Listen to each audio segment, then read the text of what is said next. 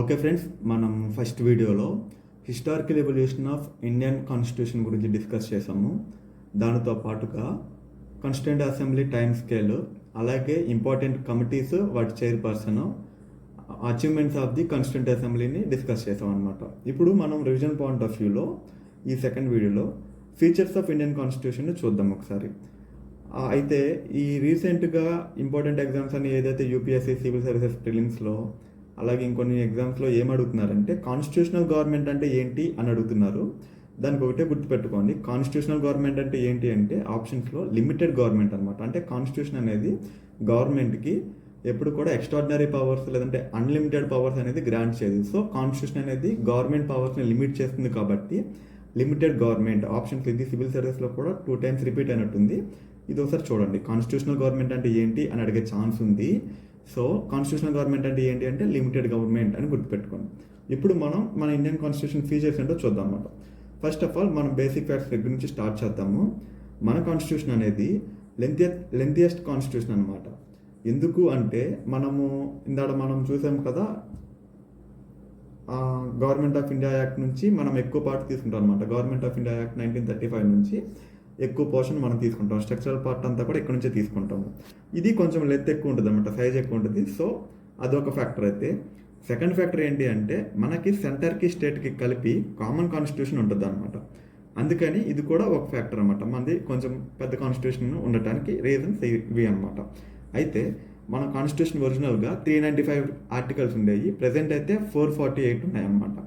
Schedules ఏమో ఒరిజినల్గా 88 ఉండేవి, ఇప్పుడేమో 12 ఉన్నాయన్నమాట.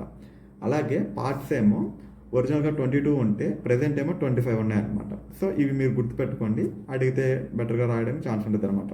అలాగే మన కాన్స్టిట్యూషన్ని బరోయింగ్ బ్యాగ్ అని అంటారన్నమాట. ఎందుకంటే మనం ఆల్మోస్ట్ చాలా కాన్స్టిట్యూషన్స్ రిఫర్ చేసి మనకు నచ్చిన ప్రొవిజన్స్ అన్నింటిని మన కాన్స్టిట్యూషన్లో ఇన్సర్ట్ చేసాం అనమాట. అందుకని మన కాన్స్టిట్యూషన్ ఒక బరోయింగ్ బ్యాగ్ అంటారు. ఇంకోటి కూడా Paradise of the lawyers Paradise అని చెప్పేసి అంటారు అనమాట. ఎందుకంటే అది కొంచెం కాంప్లికేటెడ్గా ఉంది టెర్మినాలజీ, ఇదంతా లాయర్స్ మాత్రమే ఇంటర్ప్రిట్ చేసేటట్టుగా ఉంది అని చెప్పేసి లాయర్స్ ప్యారడైజ్ అని కూడా అంటారనమాట మన కాన్స్టిట్యూషన్. సో ఇప్పుడు మనము ఏ సోర్సెస్ నుంచి ఏ ప్రొవిజన్స్ తీసుకున్నాము అనేది చూద్దాము. దాంట్లో ఫస్ట్ ఇందాక చెప్పాం కదా, స్ట్రక్చరల్ పార్ట్ ఎక్కువ గవర్నమెంట్ ఆఫ్ ఇండియా 1935 నుంచి తీసుకున్నామని. దాంతో పాటుగా ఎమర్జెన్సీ ప్రొవిజన్స్ మనకు తెలుసు కదా, 3 types ఆఫ్ ఎమర్జెన్సీస్ ఉంటాయి అని చెప్పని. State emergency, national emergency, financial emergency అని ఉంటాయి కదా. అట్లాగా ఎమర్జెన్సీ ప్రొవిజన్స్ అనేవి ఎక్కడి నుంచి తీసుకున్నారు అని అడిగితే గవర్నమెంట్ ఆఫ్ ఇండియా యాక్ట్ 1935 నుంచి మనం తీసుకున్నాం అనమాట. అలాగే యూపీఎస్సీ, గవర్నర్ పోస్ట్ ఒకటి, జ్యుడిషియరీ, అడ్మినిస్ట్రేటివ్ రిలేషన్స్, ఇవన్నీ కూడా మనం గవర్నమెంట్ ఆఫ్ ఇండియా యాక్ట్ 1935 నుంచి తీసుకున్నాము.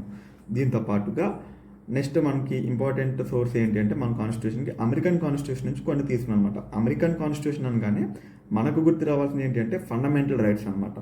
ఫండమెంటల్ రైట్స్ అనేది మనం ఎక్కడి నుంచి తీసుకున్నాం, ఎక్కడి నుంచి అడాప్ట్ చేసుకున్నాం అంటే American constitution. Next judicial review, independence of judiciary కూడా మనం అమెరికన్ కాన్స్టిట్యూషన్ నుంచే తీసుకున్నాం అనమాట. ఈ జ్యుడిషియరీ రిలేటెడ్గా మ్యాక్సిమం అమెరికా నుంచే మనం తీసుకుంటాము. మనం పిల్ అంటాం కదా, పబ్లిక్ ఇంట్రెస్ట్ లిటిగేషన్, ప్రజావ్యాజ్యం అంటాం కదా, అది కూడా అమెరికన్ కాన్స్టిట్యూషన్ నుంచే తీసుకున్నాం అనమాట. అలాగే వైస్ ప్రెసిడెంట్ పోస్ట్, ఇంకా సుప్రీంకోర్టు, హైకోర్టు జడ్జెస్ని ఎలా రిమూవ్ చేయాలనే మెథడ్, ఇది కూడా మనం అమెరికన్ కాన్స్టిట్యూషన్ నుంచి తీసుకున్నాము. దీని తర్వాత ఐరిష్ కాన్స్టిట్యూషన్ నుంచి ఏం తీసుకున్నామంటే డిపిఎస్పీస్ అనమాట. మనకు ఉంటాయి కదా, directive principles of state policy అని చెప్పేసి అని. వీటిని మనం ఎక్కడి నుంచి తీసుకున్నామంటే డిపిఎస్పీస్ నుంచి, ఐరిష్ కాన్స్టిట్యూషన్ నుంచి తీసుకున్నాం అనమాట.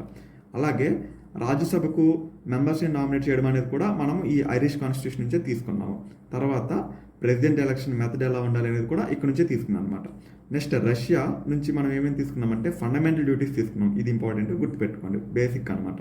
ఫండమెంటల్ డ్యూటీస్ ఎక్కడి నుంచి తీసుకున్నామంటే రష్యా నుంచి.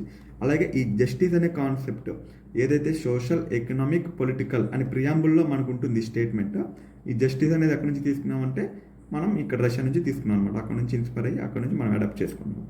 నెక్స్ట్ బ్రిటిష్, ఇది ఇంపార్టెంట్ ఏరియా. మళ్ళీ బ్రిటిష్ కాన్స్టిట్యూషన్ నుంచి మనం ఏం తీసుకున్నామంటే మ్యాక్సిమం పొలిటికల్ పార్ట్ అంతా ఇక్కడ నుంచే మనం అడాప్ట్ చేసుకున్నాము.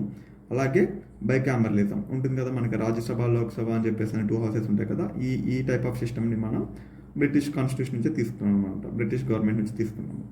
సో ఇక్కడ స్పీకర్ పోస్టు, ఇంకా parliamentary government, rule of law, evidence concept, తర్వాత సింగిల్ సిటిజన్షిప్ అనేది ఒకటి, క్యాబినెట్ సిస్టమ్, రిట్స్, ఎఫ్పిటిపి ఇవి మనం ఇంపార్టెంట్ ప్రొవిజన్స్ అనమాట బ్రిటిష్ కాన్స్టిట్యూషన్ నుంచి తీసుకున్నవి. అలాగే ఇప్పుడు జపాన్ నుంచి ఏం తీసుకున్నామంటే ప్రొసీజర్ ఎస్టాబ్లిష్ బై లా అనేది ఎక్కడి నుంచి తీసుకున్నారని అడిగితే జపాన్ నుంచి తీసుకున్నారు అనమాట. ఏంటి ఈ ప్రొసీజర్ ఎస్టాబ్లిష్ బై లా అంటే ఆర్టికల్ 21 దగ్గర మనం చూస్తాం. ఇది ఆర్టికల్ 21 ఏంటి, బేసిక్గా right to life and personal లిబర్టీని మనం ఆర్టికల్ 21 అని చెప్తాము. ఇది ప్రొసీజర్ ఎస్టాబ్లిష్ బై లా అంటే ఇప్పుడు ఫర్ ఎగ్జాంపుల్ మనం కసబ్కి పనిష్మెంట్ ఇచ్చాము, మనం ఎవరికైనా కానీ రైట్ టు లైఫ్ హాల్ట్ చేయాల్సి వస్తే అది ఓన్లీ అకార్డింగ్ టు లా అనమాట. మనం లాకి తగ్గట్టుగానే వాళ్ళకి పనిష్మెంట్ ఇస్తాము, అంతే తప్ప మనం ఎలా పడితే అలా చేయమన్నమాట. దాన్ని చెప్పడానికి ప్రొసీజర్ ఎస్టాబ్లిష్ బై లా అనేది మనం డీల్ చేస్తాం. ఇప్పుడు కసబ్కి పనిష్మెంట్ ఇచ్చినా కానీ మనం అది ఓన్లీ అకార్డింగ్ టు లా అనమాట. ఒక ఫెయిర్ ఎంక్వైరీ జరిగిన తర్వాత, ఒక ఫెయిర్ ఈ ఇంటర్ప్రిటేషన్స్ ఇవన్నీ జరిగిన తర్వాత అప్పుడు ఇస్తామన్నమాట మనం. సో ఈ ప్రొవిజన్ ఎక్కడి నుంచి తీసుకున్నాము, జపాన్ నుంచి తీసుకున్నాము. ఇది ఇంపార్టెంట్ గుర్తుపెట్టుకోండి. అంటే కెనడా అనమాట.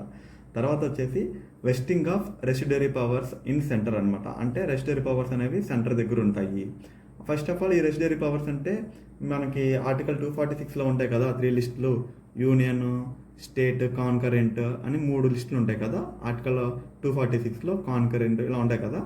ఈ 3 లిస్టులు కాకుండా రిమైనింగ్ ఏవైతే ఉన్నాయో వాటిని మనం రెసిడరీ పవర్స్ అంటాం అనమాట. యూనియన్, స్టేట్, కాన్కరెంట్ ఈ 3 లిస్టులో కాకుండా ఉండే రిమైనింగ్ ఐటమ్స్ని రెసిడరీ పవర్స్ అంటాము. అవి కెనడాలో సెంటర్ దగ్గర ఉంటాయి అనమాట. మనము సేమ్ ప్రొవిజన్ తీసుకుని ఇక్కడ సెంటర్కే ఇచ్చాం అనమాట. అలాగే కొన్ని కంట్రీస్లో అయితే అవి రెసిడరీ పవర్స్ అనేవి స్టేట్స్ దగ్గరే ఉంటాయి అనమాట. సో ఇది ఒక ప్రొవిజన్ గుర్తుపెట్టుకోండి. రెసిడరీ పవర్స్ అనేవి సెంటర్ దగ్గర ఉండటం అనేది ఎక్కడి నుంచి తీసుకున్నాం, కెనడా నుంచి. స్ట్రాంగ్ సెంటర్ అనేది కూడా కెనడా నుంచి తీసుకున్నాం. అలాగే అపాయింట్మెంట్ ఆఫ్ స్టేట్ గవర్నర్, ఇది కూడా స్ట్రాంగ్ సెంటర్ ఒక యాట్రిబ్యూట్ అనమాట. Appointment of state governor by centre, ఇది కూడా మనం కెనడా నుంచి తీసుకున్నాము. Advisory jurisdiction of supreme court, article 143 ఉంది కదా, సుప్రీం కోర్టు అడ్వైజరీ జ్యూరిస్డిక్షన్ ఇస్తుంది ప్రెసిడెంట్ అడిగితే అని చెప్పని. సో ఇది కూడా మనం కెనడా నుంచి తీసుకున్నాం అనమాట. నెక్స్ట్ జర్మనీ నుంచి ఏం తీసుకున్నామంటే suspension of fundamental rights during emergency అనమాట. ఎమర్జెన్సీ టైంలో మనకి ఫండమెంటల్ రైట్స్ అనేవి సస్పెండ్ చేసే ప్రొవిజన్ని జర్మనీ నుంచి తీసుకున్నాము. సౌత్ ఆఫ్రికా నుంచి ఏం తీసుకున్నామంటే procedure of amendment of constitution అనమాట. కాన్స్టిట్యూషన్ని అమెండ్మెంట్ చేసే ప్రొసీజర్ని సౌత్ ఆఫ్రికా నుంచి తీసుకున్నాము. అలాగే రాజ్యసభ మెంబర్స్ ఎలక్షన్ కూడా సౌత్ ఆఫ్రికా నుంచి తీసుకున్నాం అనమాట. నెక్స్ట్ ఫ్రెంచ్ నుంచి ఏం తీసుకున్నామంటే రిపబ్లిక్ కాన్సెప్ట్ అనమాట. ఈ రిపబ్లిక్ అనే కాన్సెప్ట్ ఎక్కడి నుంచి తీసుకున్నామని అడిగితే ఫ్రెంచ్ నుంచి. అలాగే ideals of liberty, equality and fraternity, వీటినన్నింటినీ రిపబ్లిక్, లిబర్టీ, ఈక్వాలిటీ, ఫ్రెటర్నిటీ వీటినన్నింటినీ మనం ఈ ప్రియంబుల్లో చూస్తాము. దీన్ని మనం ఫ్రెంచ్ నుంచి తీసుకున్నాం అనమాట. ఇప్పుడు మన ఫీచర్స్ ఏంటి, మన కాన్స్టిట్యూషన్ బేసిక్ ఫీచర్స్ ఏంటి అంటే first federation with strong centre. ఇది ఎక్కడి నుంచి తీసుకున్నాం మనం ఈ ఫీచర్ని, కెనడా నుంచి తీసుకున్నామని చెప్పుకున్నాం. అలాగే blend of rigidity and flexibility అనమాట. బ్లెండ్ ఆఫ్ రిజిడిటీ అంటే మనది స్ట్రాంగ్గాను రిజిడ్గాను ఉంటుంది, అంత ఈజీగా ఎలా కావాలంటే అలాగే చేంజ్ చేయలేము. ఎట్ ది సేమ్ టైము ఏ మార్పులు చేయకుండా కూడా అలాగే ఉండటానికి లేదనమాట. రెండింటికి కలయిక అనమాట. సింపుల్గా చెప్పాలంటే బ్లెండ్ ఆఫ్ రిజిడిటీ స్ట్రాంగ్గాను ఉన్నట్టు ఉంటుంది, కానీ అట్ ది సేమ్ టైం మారుతున్న మన అవసరాలకు అనుగుణంగా, సొసైటల్ నీడ్స్కి అనుగుణంగా, పీపుల్కి ఏదైతే మంచి చేస్తుందో దానికి అనుగుణంగా మనము అమెండ్మెంట్స్ చేసుకోవడానికి ఫ్లెక్సిబుల్గా కూడా ఉంటుంది అనమాట. So it's a blend of rigidity and flexibility అనమాట. అలాగే పార్లమెంటరీ ఫార్మ్ ఆఫ్ గవర్నమెంట్, మనకు తెలుసు కదా 2 టైప్స్ ఆఫ్ గవర్నమెంట్స్ ఉంటాయని చెప్పేసి. మనది మాత్రం పార్లమెంటరీ ఫార్మ్ ఆఫ్ గవర్నమెంట్. ఇక్కడ కూడా అడిగే ఛాన్సెస్ ఉంటాయి. పార్లమెంటరీ ఫార్మ్ ఆఫ్ గవర్నమెంట్ ఏది, కింద ఆప్షన్స్ ఏది సాటిస్ఫై చేస్తుంది అని ఇస్తాడనమాట.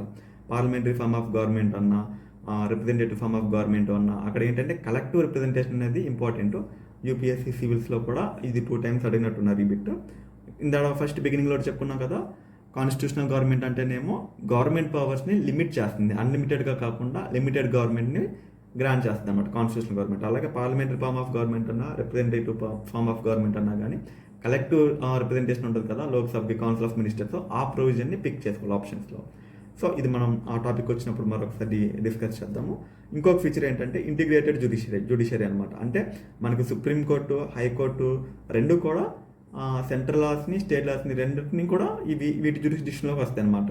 అంటే సుప్రీంకోర్టు ఓన్లీ సెంటర్కి, హైకోర్టు ఓన్లీ స్టేట్కి స్టిక్ అయిపోయి ఉండవు, ఒకదాన్ని ఒకటి కూడా ఉంటాయి. అలాగే వీటికి మొత్తం హైరార్కీ కానీ ఇవన్నీ కూడా ఒకేలా ఉంటాయి అనమాట. దాన్నే మనం ఇంటిగ్రేటెడ్ జ్యుడిషియరీ అంటాము. సింగిల్ సిటిజన్షిప్ అనమాట.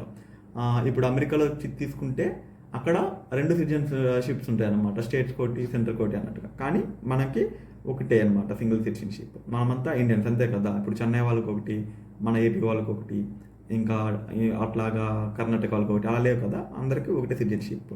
ఇది ఒక ఫీచర్ మంది. అలాగే మనది 3 టైర్ గవర్నమెంట్స్ ఉంటుంది: centre, state, local government. Local గవర్నమెంట్కి ఏం చెప్తాం మనం? Panchayats, 73rd constitution amendment. మున్సిపాలిటీస్కి ఏమో 74th కాన్స్టిట్యూషన్ అమెండ్మెంట్ అనమాట. అలాగే ఎమర్జెన్సీ ప్రొవిజన్స్. ఇవి మనకి ఎమర్జెన్సీ ప్రొవిజన్స్ ఎక్కడ నుంచి తీసుకున్నామని చెప్పుకున్నాం? Government of India act 1935. So ఇవి ఈ sources of the Indian constitution అనేది చాలా ఇంపార్టెంట్. ఇవి మీరు గుర్తుపెట్టుకోండి, చాలా మంచిగా ఉంటుంది అనమాట. అలాగే ఈ ఎంటైర్ సిలబస్ మొత్తం కవర్ చేస్తున్నాము ఈ గ్రూప్ 2 ఫ్రీ రివిజన్ క్లాసెస్ ఇనిషియేటివ్లో. ఏపీ హిస్టరీ క్లాసెస్ కూడా స్టార్ట్ అవుతాయి. ఎకనామీ, ఇంకా ఇవి ఓన్లీ క్లాసెసే కాదు, సిలబస్ వర్కే కాదు, ఇంకా డీటెయిల్డ్గా మనం మిస్ అవ్వకుండా చాలా స్ట్రాంగ్గా అటెంప్ట్ ఇచ్చేటట్టు ప్రతి సబ్జెక్టు కూడా పీవైక్యూస్ కూడా డిస్కస్ చేస్తారు. అలాగే మంత్ వైజ్ కరెంట్ అఫైర్స్ కూడా డిస్కస్ చేస్తారు అనమాట. రివిజన్ పాయింట్ ఆఫ్ వ్యూలో క్విక్గా మనకున్న ఈ 2-3 months టైంని బెటర్గా యూటిలైజ్ చేసేటట్టు. సో మీరు యూటిలైజ్ చేసుకోండి. మీ ఫ్రెండ్స్ కూడా ఎవరైనా ఉంటే వాళ్ళు కూడా ఇంటిమేట్ చేయండి. Thank you so much.